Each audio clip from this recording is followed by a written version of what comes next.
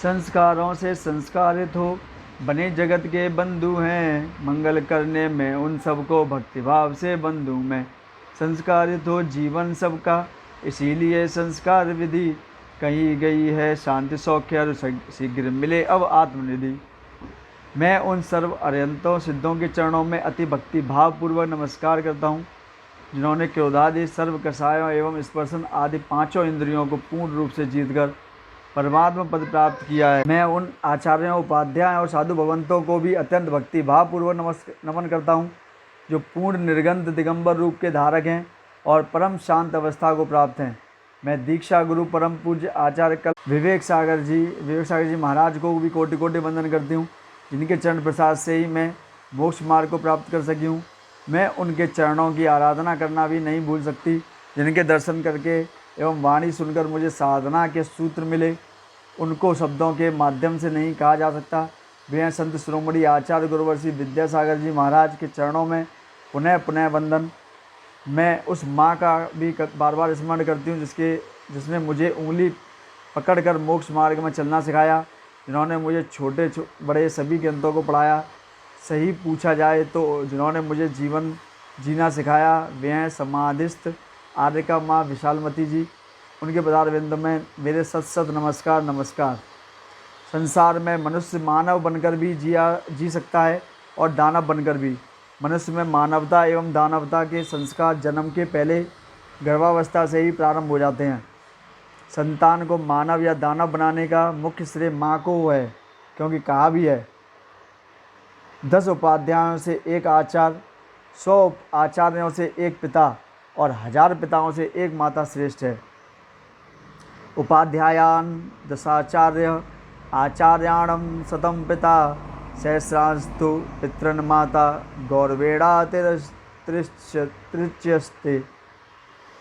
10 एक अच्छी माँ 100 शिक्षकों से बेहतर है। माँ के साथ गौण रूप में पिता, दादा दादी, काका काकी, मित्रजन, बुआ आदि परिजन भी सम्मिलित हैं।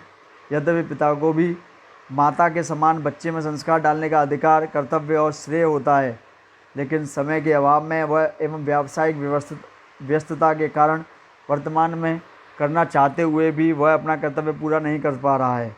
इसीलिए उसे गौड़ कहा गया है।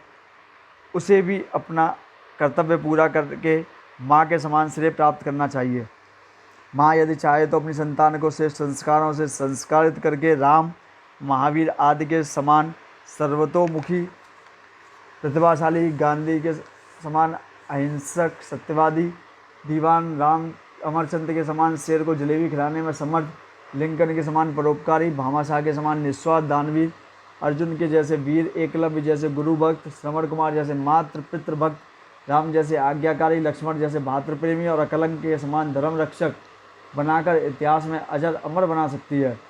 इसी प्रकार अपनी बेटी को संस्कारित करके सीता, अंजना, द्रौपदी के समान कठिन परिस्थितियों में भी सहनशील एवं पति की हितेक्षु, लक्ष्मीबाई के समान देश रक्षिका, मदर टेरेसा जैसी परोपकार परायणा, पन्ना धाय जीजाबाई जैसी स्वामी भक्त, मीराबाई जैसी भक्त शिरोमणि एवं उसके प्रति लापरवाही व्रत कर फूलन देवी जैसी डाकू, केकई जैसी स्वार्थपूर्ण निर्दय, मंथरा जैसी फूट डालने में चतुर तथा सुपर्णखा जैसी व्याभिचारिणी भी बना सकती है।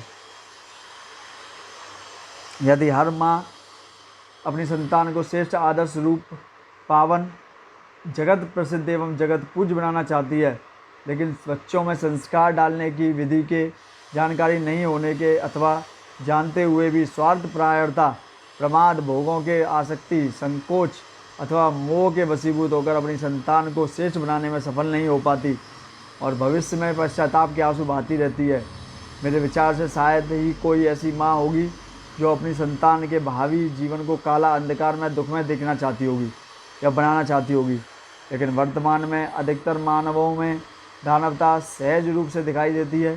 संसार में बहुत कम मानव ऐसे होंगे जो शांति से जीते हैं, शांति से जीने देते हैं और सभी लोग शांति से जिएं ऐसा प्रयास करते हैं, ऐसी भावना करते हैं। संसार में रहकर भी अधिक से अधिक प्राणी सुख शांति से जिएं, उनका जीवन आनंदमय हो। यह तभी संभव है जब हम अपनी संतान को संस्कारित करें, जिससे पूरी दुनिया भले ही सत्पुरुष नहीं बन पाए, लेकिन हमारी संतान तो संस्कारित होकर अमृतमय जीवन बिता सके, ऐसी मेरी भावना है। इसके लिए हर माँ, बेटी, बहू, दादी को बच्चों को संस्कारित करने की विधि मालूम होना आवश्यक है।